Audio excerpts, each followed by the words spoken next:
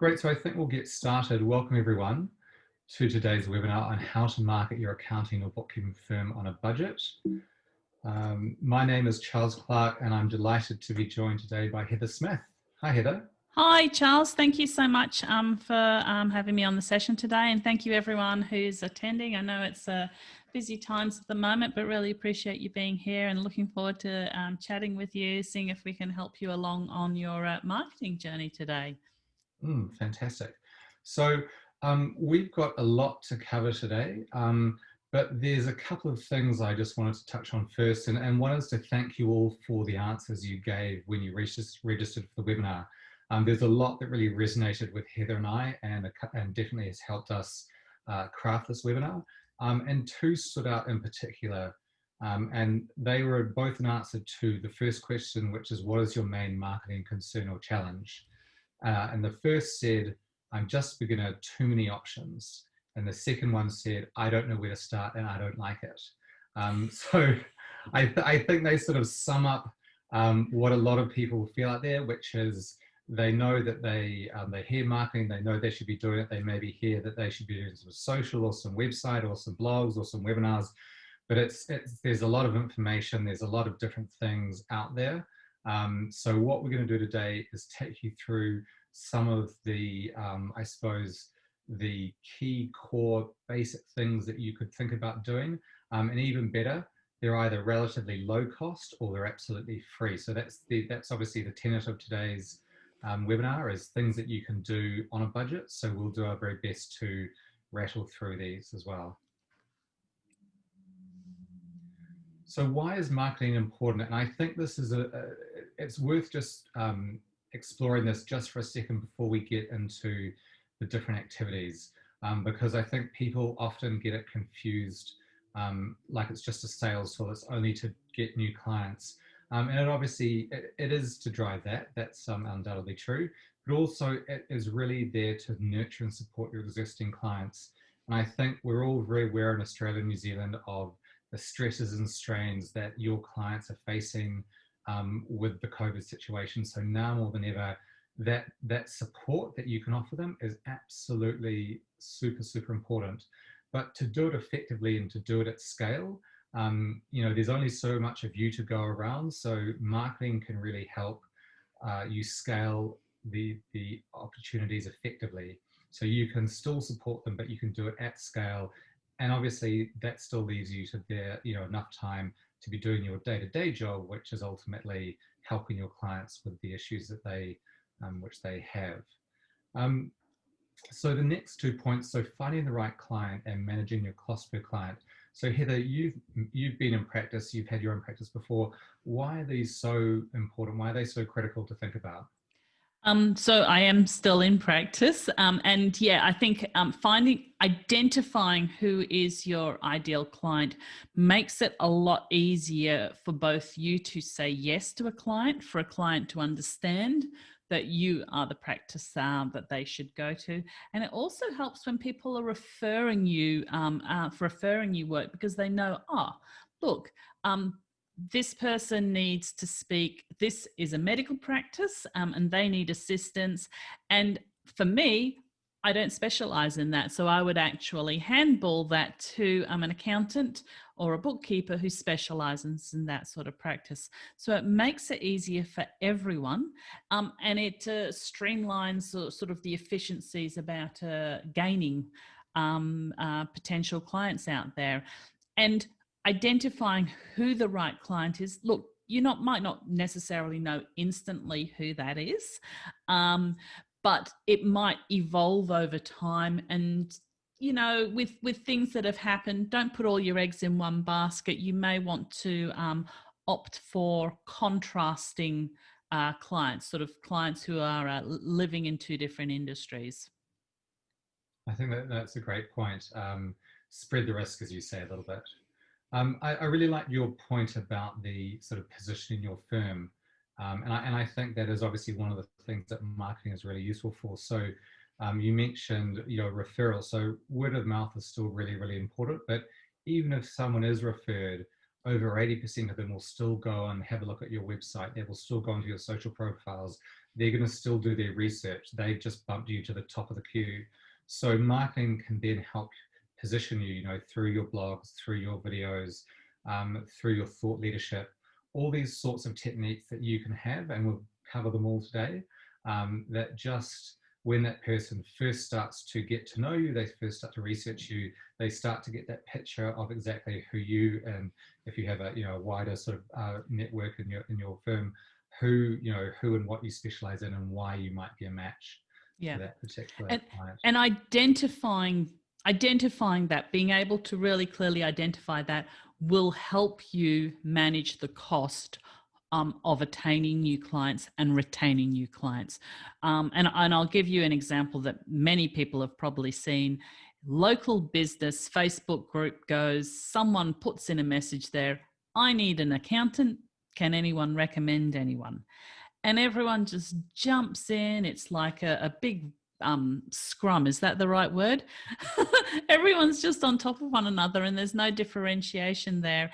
And it's so time consuming. It's like, no, identify who it is and don't let other people recommend you unless you're suitable for that, and identify who you want and who you actually want to target. And so you can actually stand out from the other accountants around you, and however that may be, whatever client that you're looking for.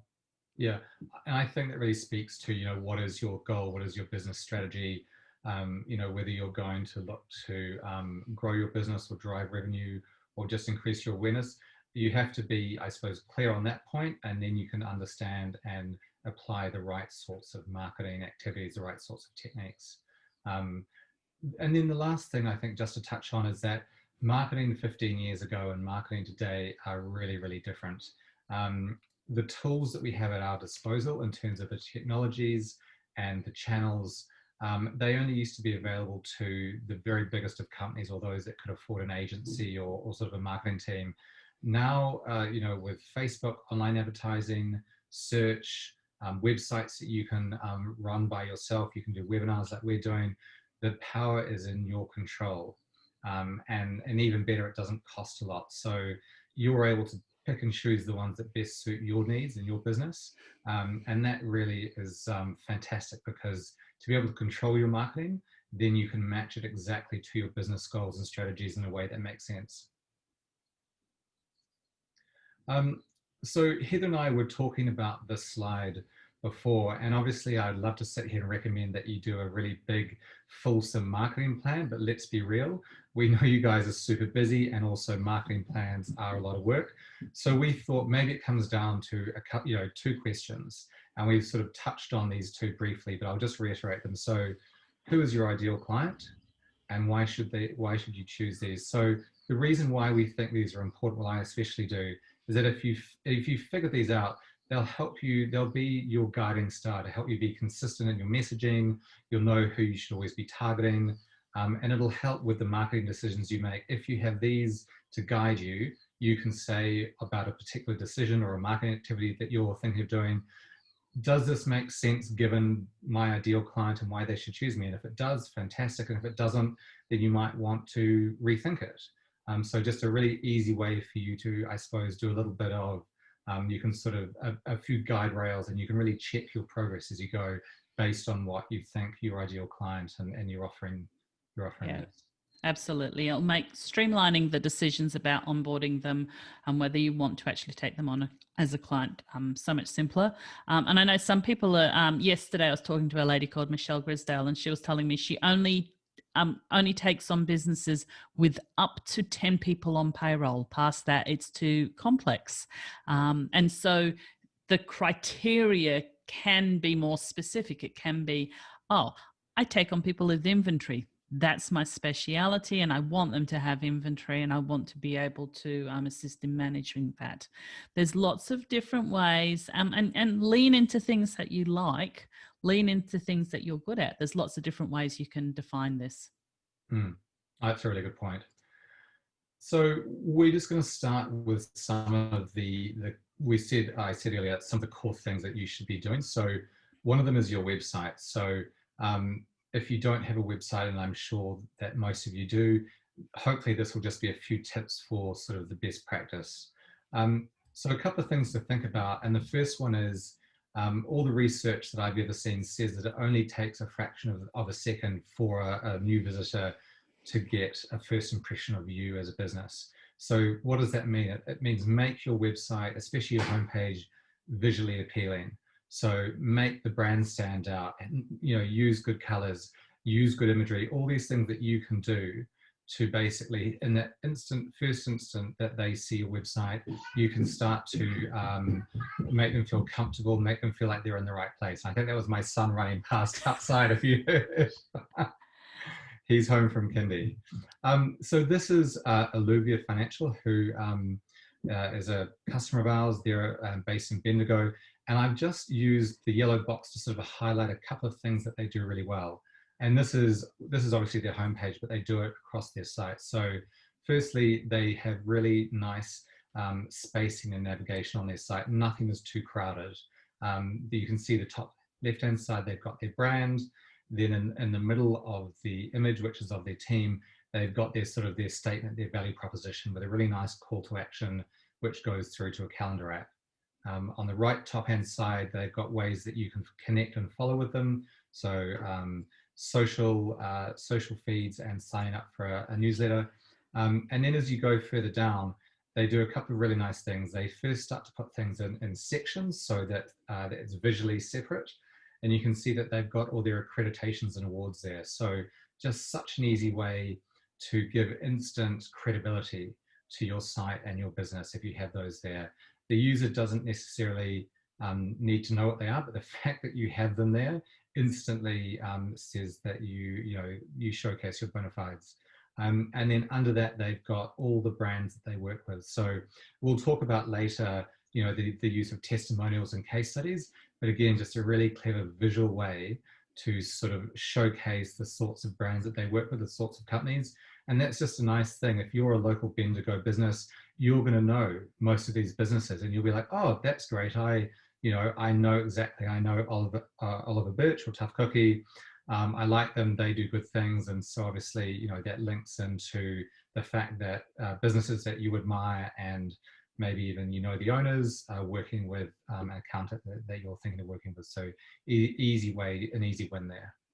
And one of the important things I think about their website, which is something similar to what I did, was I engaged a photographer and I said, I want the photos to look like, hi, I'm here to have a cup of tea with you. Join me. Mm-hmm. And that's exactly what they're doing. They're saying, hi, we're drinking water or sparkling water. Come and join us. Come and talk to us. And that's very much, it's a very welcoming, warm, empathetic photo. So with the websites or with whatever you're doing, branding and getting professional photos done or getting someone who's really good with the camera can really assist you in that. And I think actually that's a good point. Even if you do use a mixture of professional photography and stock imagery, be really thoughtful about the stock imagery that you do use, because some of it can look very much, it's instantly recognizable as stock imagery. So just think about the different pages that you're using, the sorts of, as we talked about before, the sorts of clients that you want to attract, and then think about what would resonate with them, what would they think would be a connection. So there's lots of different sites out there. So there's iStock, there's Pixels, there's free and paid options. So you can really shop around and find some images. If as Seta said, you want to add them on top of your professionally taken ones, that will help tell your story. And to keep the costs low, because we are trying to keep the costs low, look into your database of current clients and see if you've got a photographer there, and see if there's the option to do a contra deal with them, because I'm sure they're probably looking for work at the moment during these unusual times, and maybe you can come to some arrangement. And I know that a number of accountants and bookkeepers do that. They're like, yep, these are the photos done, and here's their name and here's their contact details. Use them as well. A couple of other things to think about. And so this image on the right hand side is just the whole that whole page that's sort of zoomed out a bit. But I just thought I'd show it because a couple of things stand out. So it really clearly provides visitors the information they need. So if they want to book a time, they can book a time, they can see the accreditations, they can see sort of the about us. It's got 0 awards, it's got sort of case studies that they can look at. They also have a very nice layout, so it's not too text heavy. If you think about saying one thing per section, that's about all that a user can see, especially if they're looking at on their mobile phone. And most people, at least over sort of 60%, will be looking at your website on a mobile phone. So as I said down there, make sure that it's mobile friendly. And most website builders these days are mobile friendly, but if you've got an older website, you might just want to double check that it does look or appear on a mobile phone in a consistent way, in a consistent experience with your desktop experience. So other things to think about is that you just don't, it doesn't need to just be the written word. You can use other forms of content. And we talked about photography, but obviously video is a great one. So we'll go into this in a little bit more detail, but the video that they've got down there is basically, it's a testimonial from a client, and it talks about how Alluvia Financial basically helped get this particular client's time and freedom back so they can spend their spare time doing what they love. So that really ties in nicely to Alluvia's brand proposition as well. So great messaging, great consistency in that. A couple of other things to think about on your website are the keywords. So we'll deal with this again a little bit later, but keywords along like your location, your brand name, what you specialize in, things that you integrate with like Xero, all things that you can scatter throughout your website. So across every single page, that will just help Google. When people search for you, it'll look at your site, and if it comes up with lots of relevant words, it'll help bump your site up the rankings.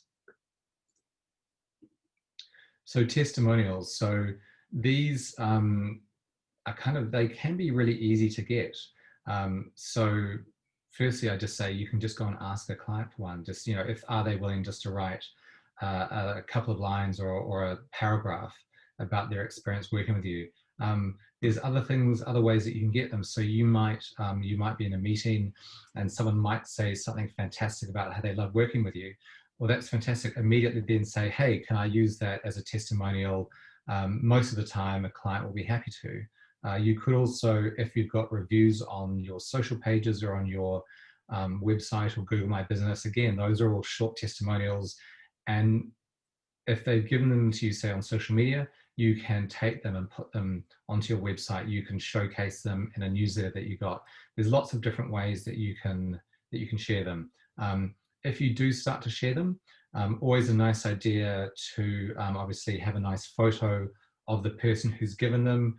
Maybe if you do share it online, maybe you could even tag them in the post, which is always nice because they'll usually respond favorably, and then that might get a bit of a conversation going with other people who see it. So case studies. So case studies are sort of the more in-depth version of a testimonial. And if you haven't got a case study on your website at the moment, don't worry. It's they're not overly onerous to do, and I'd highly recommend, if you have the time, think of maybe a couple of your most interesting clients that you maybe could reach out to about this. I would say also clients who are typical clients who you actually would like more of. And so if that is, say, for instance, a plumber, on the case study actually include those keywords about plumbing multiple times. So if, say, his name is C.S. Smith, C.S. Smith Incorporated, don't use that. Say the plumber from Brisbane liked this about us, and use those, so then you actually are building out your SEO, and then people can actually come in and see that content and it resonates with them. Yeah, and I think, so we've got a little bit of a suggested structure. Obviously you don't have to follow this, but the reason we've sort of got this structure is that it basically takes the reader through the story that you're telling them. So the overview, obviously in sort of the plotted one paragraph about what it is that you help them with. And then there's a couple of items here. So the problem at hand, So again, how are you solving the problem that this business had, and why would it be relevant to the person reading it? Because they very might well be going through a similar sort of issue. Secondly, the work you undertook, and maybe this is an opportunity for you to showcase your expertise or a product or a service that you had.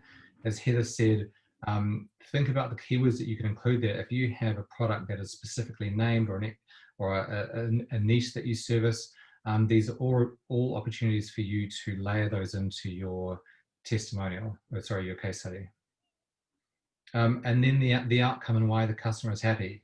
If you have some hard stats, so we save them X amount of money, we improve their cash flow, we improve their turnover, their management of stock, all things that you can put in there, and hard numbers are obviously always the best. It gives you I suppose data to hang your hat on, and if you can show the reader that you had these outcomes for your clients, again, that's just fantastic I suppose marketing and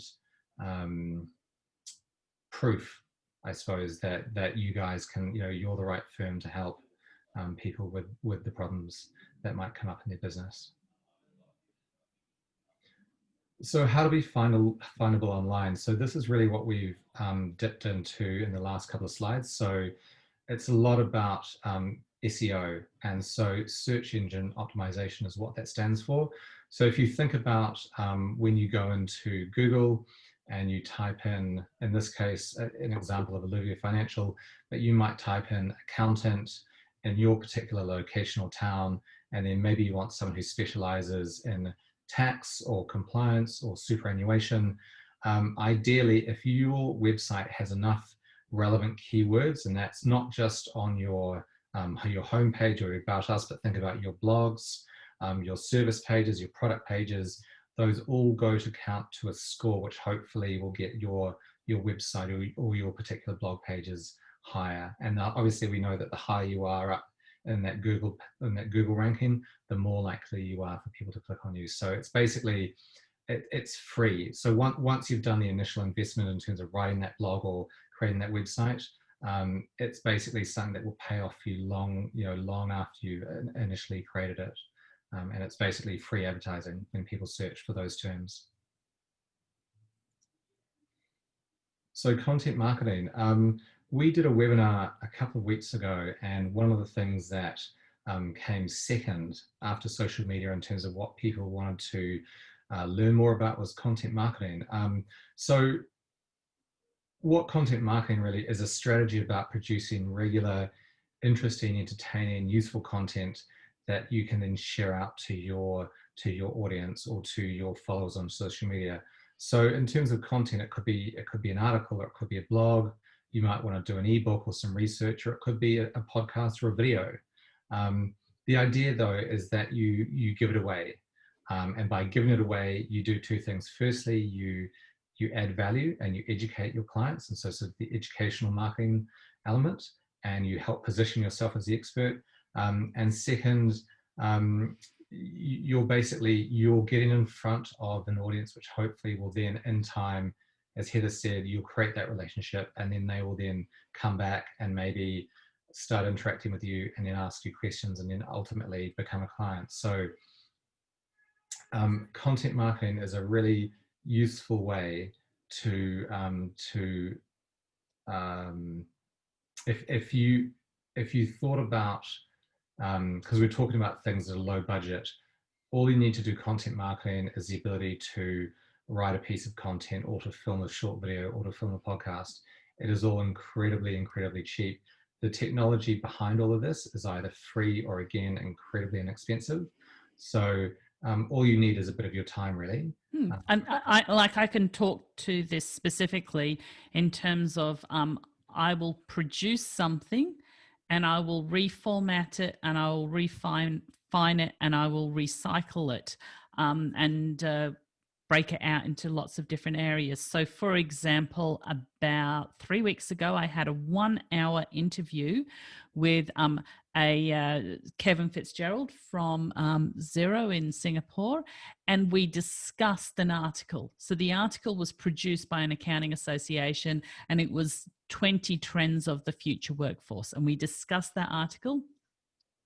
From that 1-hour discussion, I was able to create a podcast. I was able to create 20 micro bite-sized videos that have gone up on LinkedIn. They have only 8 have been released so far. They have had over 16 hours viewing for that's micro videos. That's only like 60 minutes worth of videos have gone up.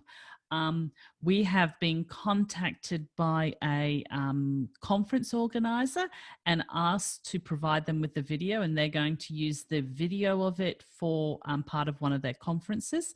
So we're going to actually be in a conference and we're going to have to do no work whatsoever, which is a bonus.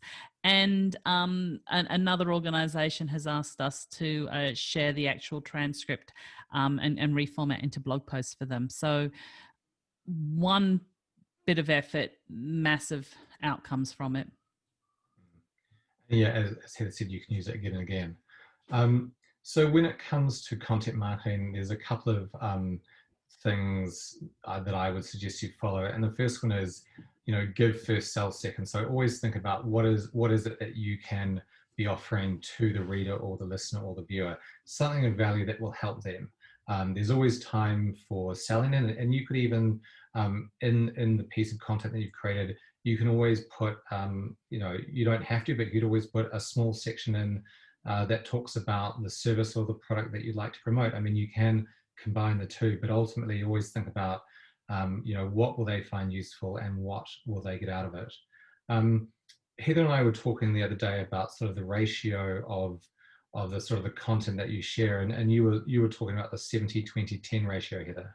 Yes. So 70% your own work, 20% someone else, what someone else is doing, because it is social and it is interacting with other people, and 10% selling. And this is sort of something that was suggested to me, which does seem to make a lot of sense. Mm.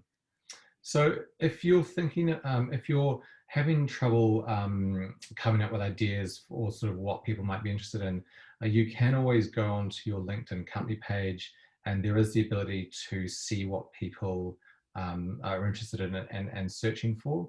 I suppose one thing I would always recommend is you'll have your own expertise, your own niche, your own things that you specialize in. That's always a great place to start.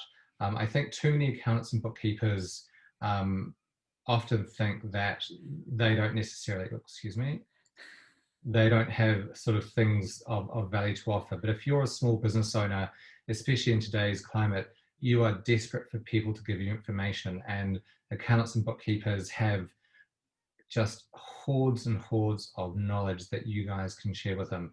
So even if it's something basic, it could be cash flow management, it could be business continuity planning, plus everything else that that you cover, that you'll always have something to share.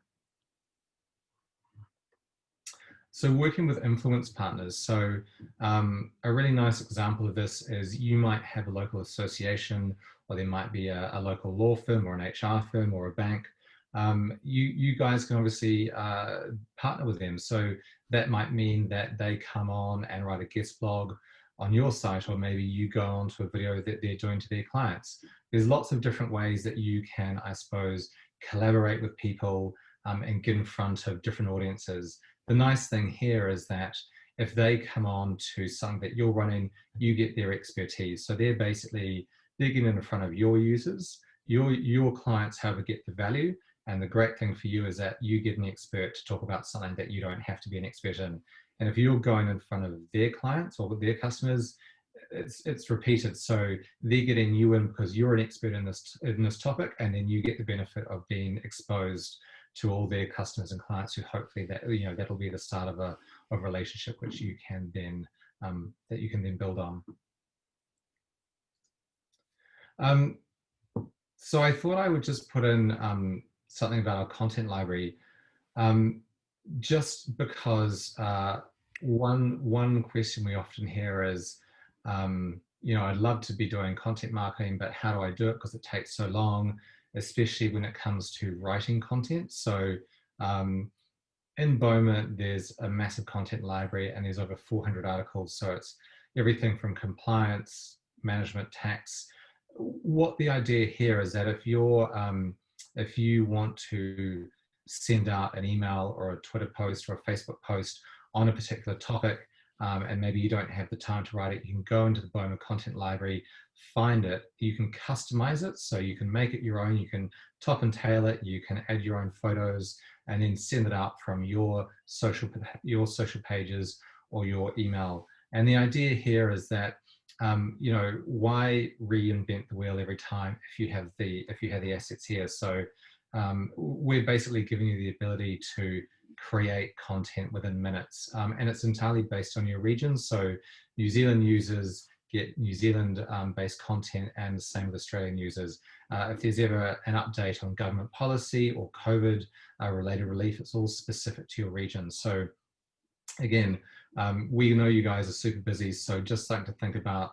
As Heather said, you can obviously do your own content, but if you have the ability to, I suppose, take some, you know, the expertly written articles from BOMA, I'd highly recommend you having a look, because it will be a massive, massive time save for you. Yeah, absolutely. And at the moment, I've just got my exciting news is I've just got a little puppy, and because I have a puppy, I'm looking for a vet, and I'm going on the vet websites, and I want to see what's on the websites, but I need the vet to be really good at being a vet, and I don't need the vet to actually be able to write. And if they are able to actually tap into content like this, it means that they have great information that I can source on their website. But what I actually, and I need that, but also I just need to know their testimonials, and I need to know who's actually at the vet. And who what qualifications, etc., that they have. And this using something like a content library supplements their marketing and makes them look really good, but I don't need the vet to be able to write. So it you know, using something like this can actually help the vets whom I'm looking to choose at the moment, and who is very important to me, sort of stand out in the community. So hopefully that made sense. No, it did. I thought it was and I have seen Heather's puppy before, and it's super cute. I was hoping that he might do a run by. He might, but he's fast asleep. So I think Heather's point was really good in terms of the ability to, I suppose, stand out in your community. So that really links into thought leadership. So if you are being a thought leader, I think a lot of people get a little bit of anxiety about being a thought leader, because they look at a Steve Vamos or a Heather Simpson or a Tim Cook, and they think, oh my goodness, I have to be a thought leader on a national or an international scale. And what thought leadership actually means is in your area, in your region, or might be in your particular network, that you are a person who's a thought leader in those areas. So you can think really micro and be like, okay, within my wider network, I could be a thought leader on these specialisms, on these areas that I'm an expert in. And that is the sort of thought leadership that we're really talking about here, because thought leadership, as I know you know, Heather, is incredibly time consuming if one is going for that sort of national or international profile. You know, if one is wanting to use it as an assistance to the marketing that they're doing to bring in new clients, then one can approach it on a bit of a different scale, can't they? Yeah, absolutely, and I do think you lean into what you enjoy and what you want the business to enjoy. But I will point out, Charles, you've had a question over on the Q&A. So thanks, Ming Lee. So how do I enroll with BOMA to use a content library? So you can go to bomamarketing.com and you can have a free trial. I'll be sending out a follow-up of this webinar with the recording and the workbook, and I'll also put a link in there, so you'll get that later on this afternoon.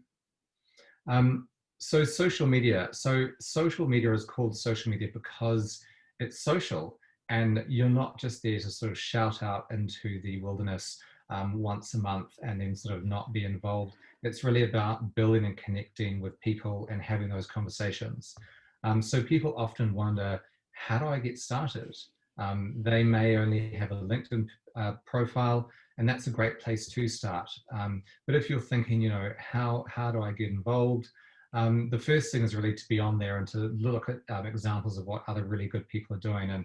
And we've used Lilette and Glenn here as two examples of people who use social media really well. And Heather, I know you know Lilette really well. Yes. Yeah. And I think that LinkedIn almost is one of the first places that you should start. And you, for bookkeepers and accountants, our qualifications and our skills and our experience are really important. So put them down there. Plus put down some interesting things about yourself. So if I actually meet you, I'm actually going to have I'm nervous, and I'm going to be able to have a conversation with you about something interesting that you did. So I know Lilette frequently puts that she goes to, goodness, I'm going to say football, but maybe they're rugby games. She goes to some sporting event, which people who follow sporting events, which is not me, you've got an in with that. So if that's something that you do, that's something that interests you, include that in LinkedIn. It is about a work-life balance, but make sure that it's appropriate. But yeah, it is work-life balance, and highlight those skills so they can resonate with people and assist them in finding you and understanding what you actually have to offer. And I think that's both for your personal profile, but especially I think that goes for your business profiles. And this is across really all the social channels. So if you've got a Facebook or a LinkedIn or a Twitter profile or Instagram, make sure that you use this opportunity like a website to tell your story, to put your best foot forward. So make sure the branding is consistent across all those channels. Make sure that you have a really strong About Us section. You can talk about your expertise, you can talk about your clients. Again, you can share stories and testimonials. You can even have short bios on there. And I know on Facebook especially, you can even have contact information. So you can have your website address, opening hours, and people do use these very much as almost a second website, especially Facebook. And Facebook actually does rank on Google. So if people search for you, often a person's business company page will come up. So, you know, don't waste the opportunity to have a really strong, I suppose, branding presence on those social channels. In terms of, you know, once you have those channels, once you're happy with the About section, you've got it all sort of set up, and you may only start with LinkedIn. Maybe you might start with Facebook if you're more familiar with that. Some tips to be on there, and I think Heather's says this to me often about social, especially with your experience, and that is you have to be yourself. So you can't be on social and be pretending to be someone else, because eventually you're going to be meeting these people, and if there's a massive disconnect, it's going to be very strange.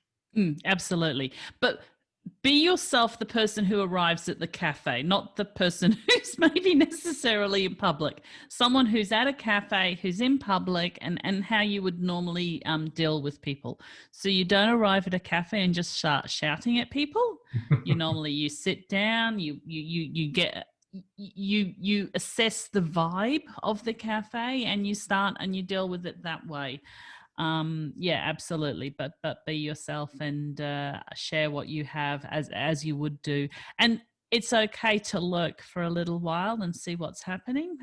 But jump in every so often if you can help people, or if you see something interesting that you want to comment on. But I would avoid being too contentious and talking about controversial issues at the moment.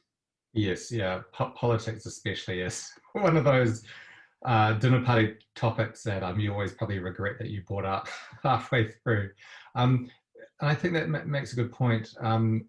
The different social networks do have different tones, and Heather and I have shared before a tweet that Dolly Parton sort of sent out, and it had LinkedIn, Twitter, Tinder, and Facebook, and in every one she was dressed slightly differently. But it was just a really nice way of sort of showcasing the fact that LinkedIn is that's your sort of online business profile, and so you would behave more formally, whereas Twitter, it's very instantaneous, it's ideas, it's thoughts, it's a little bit less formal. We're obviously not talking about Tinder, but we might replace it with Instagram.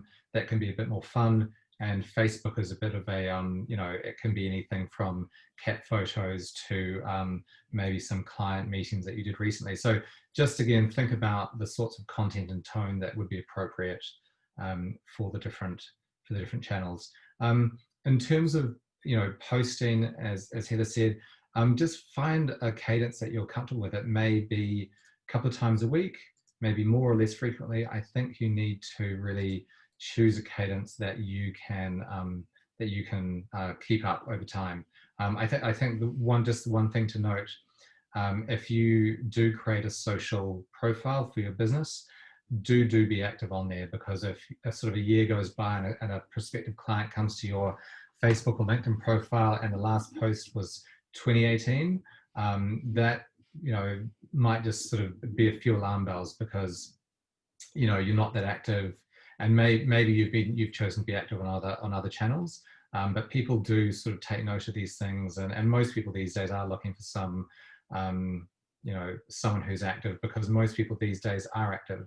Most people under or at least sort of my age, sort of mid-40s, grew up with social media, and definitely the younger sort of millennials, they are completely used to having everything on social. So to work with whether it was an accounting firm or a law firm or any sort of professional services firm who wasn't maybe as comfortable as they were in social media, that might just be the reason why they don't go with you, because they say, oh, well, I want to go with someone who I feel understands me more and is more sort of on my wavelength. So we have a question about social media, and it is, how do accountants use Instagram?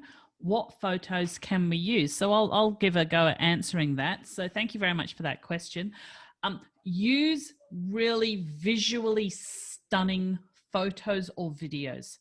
Absolutely stunning. So don't just have some sort of bland photo. Don't use stock images on Instagram. Use some visually stunning ones that perhaps you've taken or that you're sharing from someone with permission. And it is that work-life balance conversation happening on Instagram. So it may be, well, I'm running a training course, and you sort of have an abstract photo of the training course and showing how much fun everyone is having.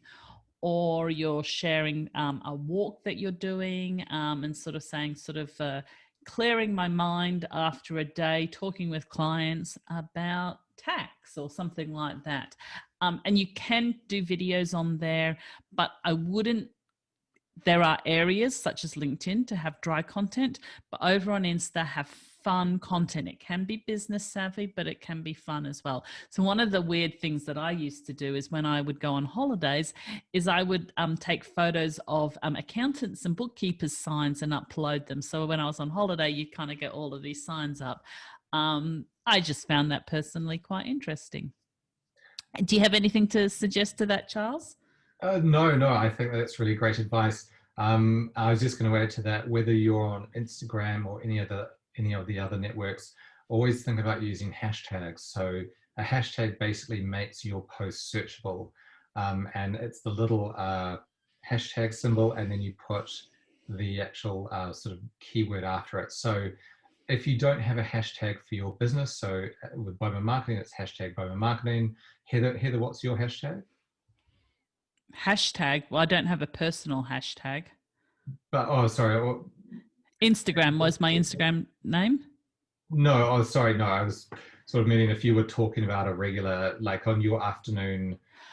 Oh, okay. So if I do something on if I do something on hashtags, I'd probably go to a hashtag tool, put the topic in, and then let it generate about 15 hashtags for me and drop them into the conversation if I was doing something like that, to auto suggest the variety of hashtags that I need to have on there. So it'd be hashtag zero, hashtag accounting, hashtag business, hashtag small business Brisbane, those sorts of things would come out. Yeah, so just really useful, and it means that basically your post then will be searchable underneath those hashtags, and hashtags can trend as well, which is really useful. So you can obviously Xerocon sort of happened online this year, but I'm sure if you've been to Xerocon in previous years, the hashtag Xerocon trends, everyone puts in their Twitter post or Facebook post that hashtag, and then those posts basically get swept up, and they're much more visible by people who are interested in that particular topic. So it could, as you say, Heather, could be hashtag business, could be hashtag tax, hashtag GST, things like that. So in terms of, what can you share, really the sky's the limit, and obviously be aware of the different channels, as we said before, but you can send out reminders to your clients. So it could be on key compliance dates. It could be news, and God knows there's a lot of key news coming out with COVID alerts at the moment. So there's, lockdowns happening, there's lockdowns being lifted, there's different restrictions, there are COVID relief packages going left, right and center. There's so many things, opportunities that that your clients will be, your followers especially, will be glad that you shared with them. I wouldn't perhaps drown them in too much of that information that they are getting elsewhere from the mainstream news media. I would extract what's actually going to be relevant for your small business clients. So if there is like a budget talk, well, the budget's bam, but maybe pull out of the budget what's relevant and put it into your clients' speak, how they would speak and how they would understand it. Yeah, I think that's a really good point. And in terms of your clients, you can always boost them as well. So if they've just done something fantastic, maybe they've launched a new product, or they've had some success, or they've won an award, always nice to celebrate that. And without being too cynical about it, it is good from two angles. One is that it will show your client that you care, which obviously you do, but also it will show other people out there in the wider world that you follow your clients, that you're really interested in their success, that you're rooting for them. And I think that goes a long way to, I suppose, helping build that picture that someone might have of you as a firm, and especially, a supporter of small business. So emails and newsletters. So even though we started with social first, email and newsletters are still super, super effective, especially if you have a list, if you have an email list. So ideas on how to get an email list. So you can obviously do things like having a sign up button on your website. You can promote it via a social a social post. You can even do things like host an event or host a webinar, and or sort of give someone some content that they can download in return for giving you their email address. There's lots of different ways that you can get email addresses. One thing I would obviously not suggest that you never do is don't buy an email list, because firstly, that sort of is possibly less than legal these days, because you do have to have their permission. And secondly, if you buy an email list, they probably will have never heard of you before. So suddenly they're getting an email from you saying that you'd like to talk to them about taxation or something like that, and they've never heard your name before. So it's suddenly it's out of the blue, and it's sort of disconnected. But if they've downloaded something from you, if they've been to a webinar or an event, and then you follow it with an email, then it's a very different conversation that you're having, and a starting place that you're starting with. In terms of what to write about, I think, keep that, the tenant, what's in it for them at the front of your mind as always. So, why are you emailing them? Is it to invite them to something? Are you sharing a newsletter with them with some information? Is it a compliance reminder or a special time of year that you need to sort of send them an update? There's lots of things that you can think about, but always be crystal clear and with your emails, so it's very clear what they're going to get when they open that email. I'm a prolific writer. I write, and Grammarly says I'm in the top 1% of volume of writers across the world. But the email newsletter always stumped me. And one of the ways that I kind of got my mindset around it was to treat the newsletter as a postcard.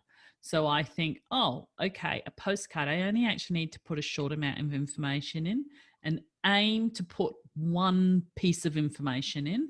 And then if it expanded out, that was okay. But I just found it a lot more manageable and bite-sized if I sat down and go, okay, I'm going to prepare a newsletter. I'm just going to get one piece of information in this newsletter, be it a reminder about something, and then I was happy to send that out as it was.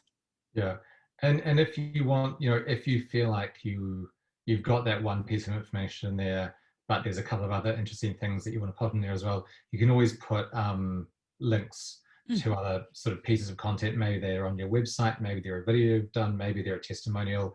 And all you need really then to accompany the link is a very short 1-sentence description, maybe with a button saying, click here to learn more or read more. And again, it doesn't detract from that one point which you're making, but equally it does make the newsletter richer if the person chooses to go down that path. So some hints or some tips to basically help you with your email. So I suppose the name of the game, firstly, when you send an email, is to make sure that people open it. It doesn't matter how good the email is inside of it, or the content. If you use a poor subject line and it turns them off and they don't open it, all the effort you've gone to is wasted. So really think about having an impactful subject line. So short and easily readable. So I think Heather's sort of covered that before. In terms of the easily readable side, I would say don't swamp them in accountantese. Keep it plain English, keep it simple.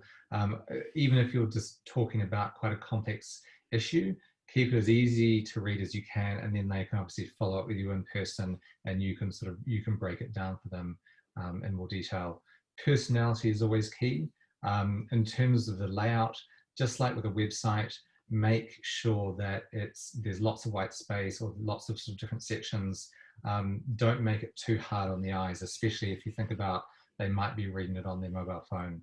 And then lastly, don't assume that the person is going to know what action you wanted them to take. So for example, if you're sending out an email and it's an invitation to an event, be very clear on the button that they should click the button to sign up to the event, or if you want them to watch a video or read a blog. Don't just have sort of a link and expect they'll know what to do with it. State on the link, if you can make it into a button, that you want them to click here, you want them to click to read, you want them to do something. Again, people can often miss things when they're reading things quickly, so just if you make it stand out, much more likelihood that they will take that action.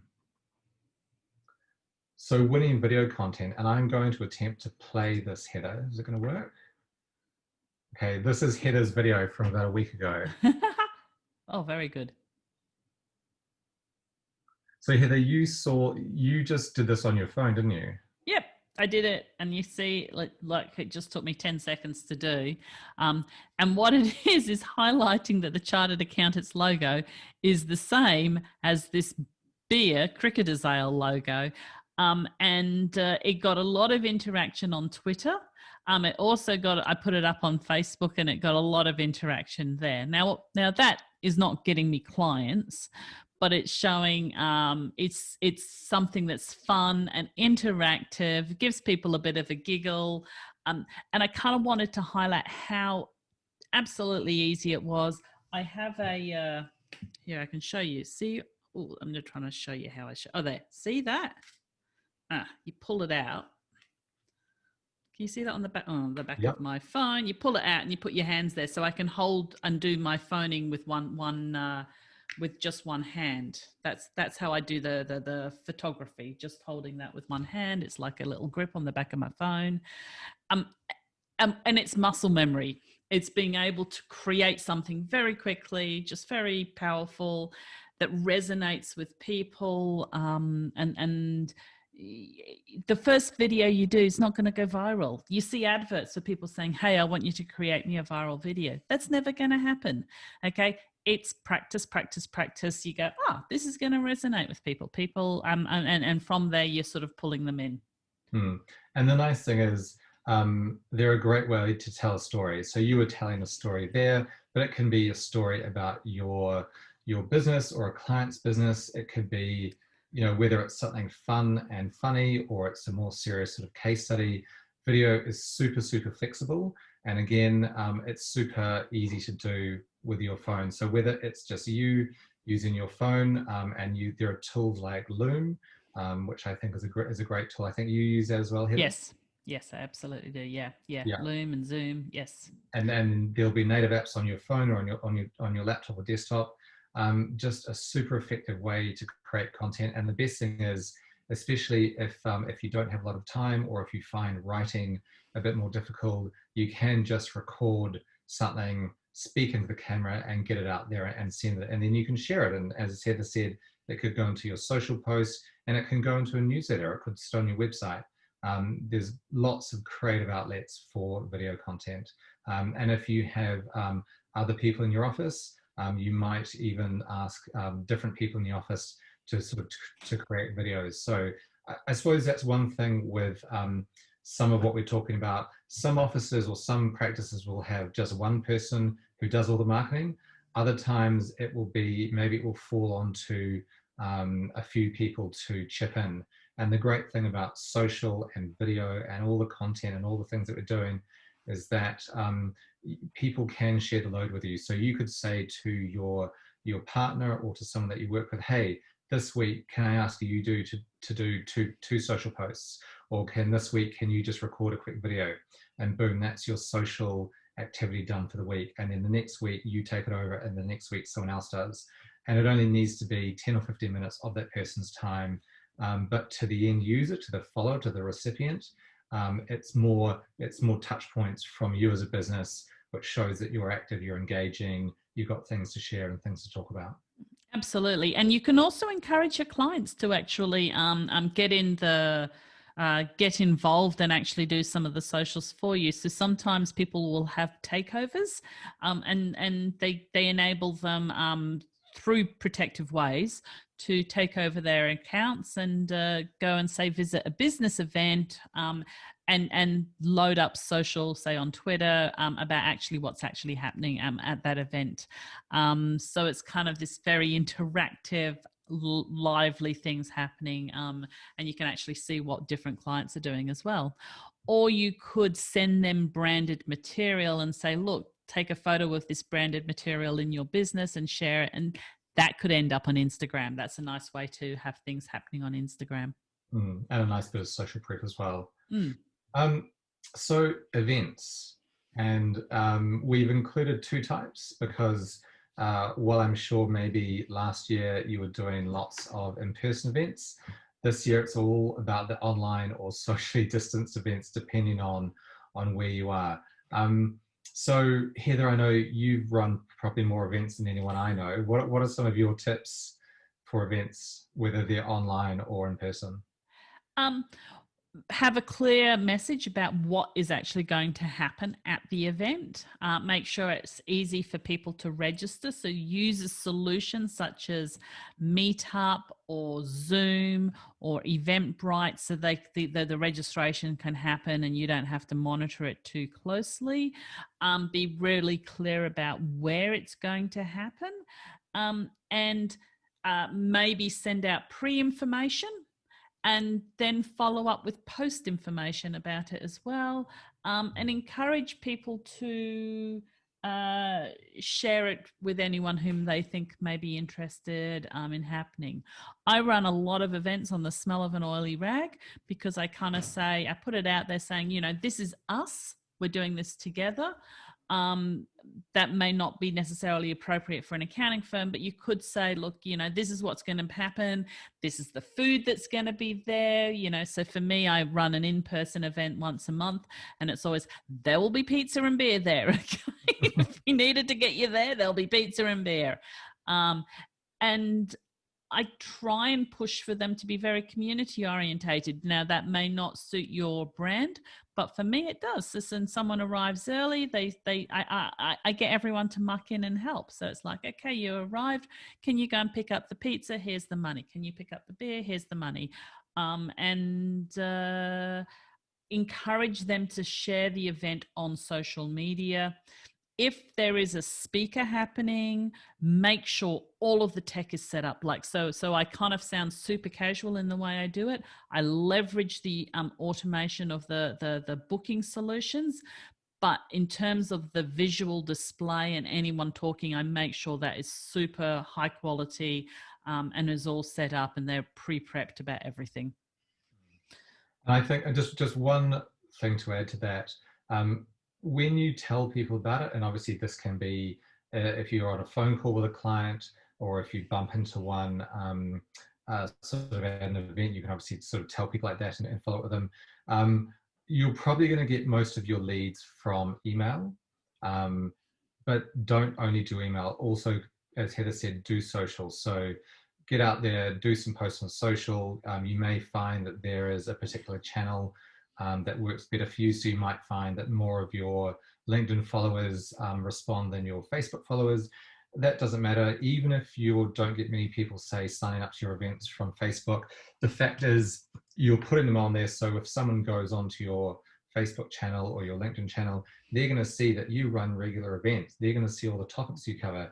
They're going to see that you are super engaging and interested in adding value to your clients and the people within your network. So again, think of it from those terms, as well as also just getting bums on seats, that it's basically a sort of an advertisement for the sorts of practice, the sorts of person, you know, that you are, that you're so involved and that you're offering all these events that are going to benefit. Yeah, absolutely. And it's that consistency and keeping refining. My first event had 3 people at it. It was wonderful. I was so grateful they turned up. My last event in-person event had 200 people at it, and it was wonderful. And I was so grateful that people turned up. And, you know, they grow, you know, through that consistency, through people going, they know we will run an excellent event. They know that there'll be good content there. They know they will be welcome there. They know there'll be lots of virtual, there's lots of hugs, but not anymore, I guess. But there's typically lots of hugs, and it's home. It's, you know, it's somewhere they feel really comfortable, and they're going to learn lots, and they don't want to be anywhere else. Great. So last couple of items, because I'm aware that we've just slightly running over time. So if you're not on the online directories, these are all pretty much free and you can get on them pretty easily. So Google My Business, or other business directories like Xero Advisory, CANZ or CPA. It's super effective for you to be on there, because people do go on and search these, and they will be looking, you know, they might be searching for the Xero Advisor in Auckland or Bendigo or Brisbane. So you just don't want to miss the opportunity to have your business on there. It'll take you a few minutes to set up. The nice thing about them is that they usually offer, as in this example here, they usually offer quite a lot of information. So contact information and links to your website, and then also reviews. So we're talking about that social proof earlier. If you can ask your clients if they're willing to write a review for you on these different directories or on your social pages, again, that is just super, super effective for other people. When they come on, they can click into them and they can see hopefully all the great feedback that your clients have given you. And I just actually went to that website. I just searched it while you were there, and they do say, it says appointment, and you can actually click on it and make an appointment with them instantly. Yeah, no, that's so they use Calendly.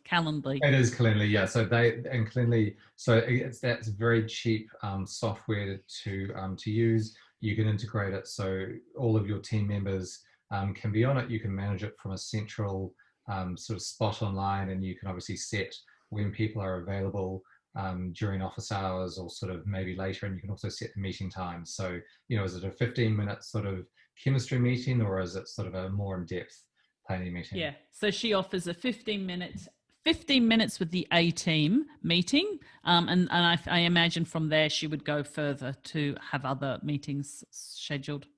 Yeah. And so the last one here, and I've left this to last just because of everything that we've mentioned, really, other than your website, it is one that it does cost. You can't really do it for free, but if you do it well, it can be very cost effective. So small budgets spent well advertising can be effective. We've got an example on the right hand side of AdWords. So if you don't have AdWords, so that's Google AdWords, where you pay to put your ads in search terms. So like a Google search term, in this case, it was accountants in Sydney. And you see the map comes up, and then you've got the sort of the top 3 ads. So just a super, super effective way to advertise your business if people are already searching for services. So they know that they want an accountant, they know they want it in a particular location, maybe with a particular set of expertise, and you can basically bid on those keywords. The second way to do it is that you could advertise, I suppose, in more of a display area. So I'm sure you're all familiar with display ads. They usually sort of come in a skyscraper or sort of a square shape, and that's an opportunity for you to sort of give a visual, tell a visual story. So it might be a video, or it might be a banner or a carousel, so multiple banners, and then you can tell a little bit of a story about your brand or your business or your services.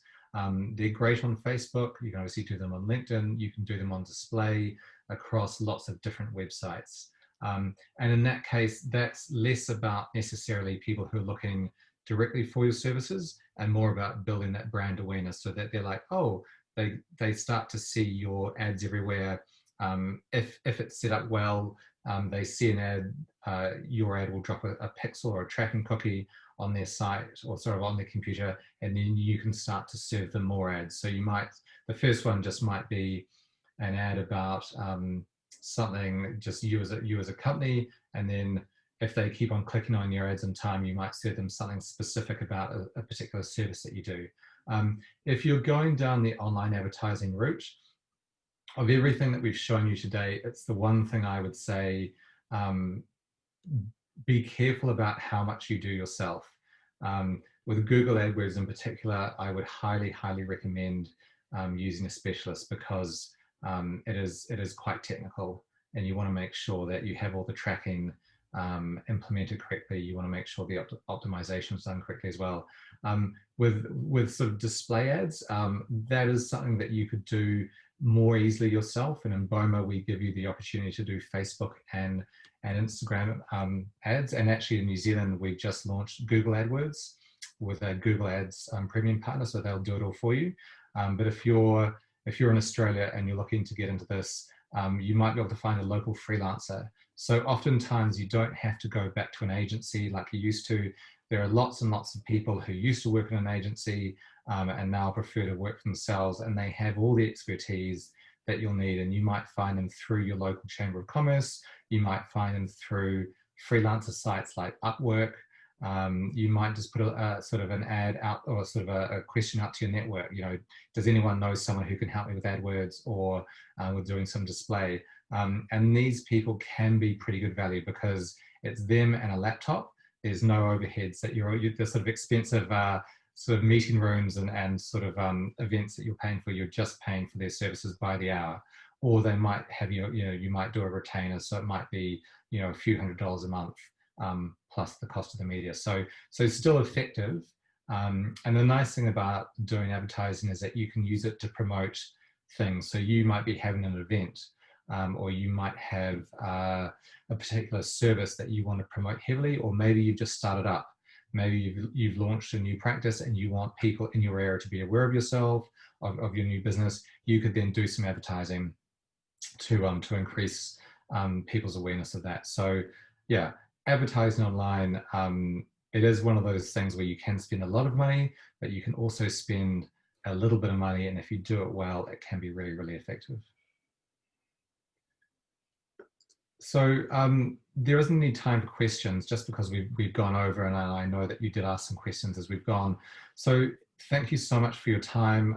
Really, really appreciate it. And Heather, always appreciate your time. You've got such a great insight. And I'm, you know, just fantastic to hear it from someone who is really, you know, day to day in the sort of in the trenches and sort of knows what accountants are going and bookkeepers are going through.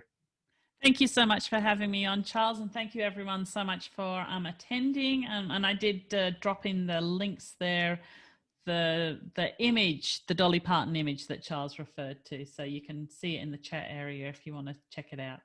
Yeah, it's a classic. Brilliant. Thanks, everyone. We'll see you next time.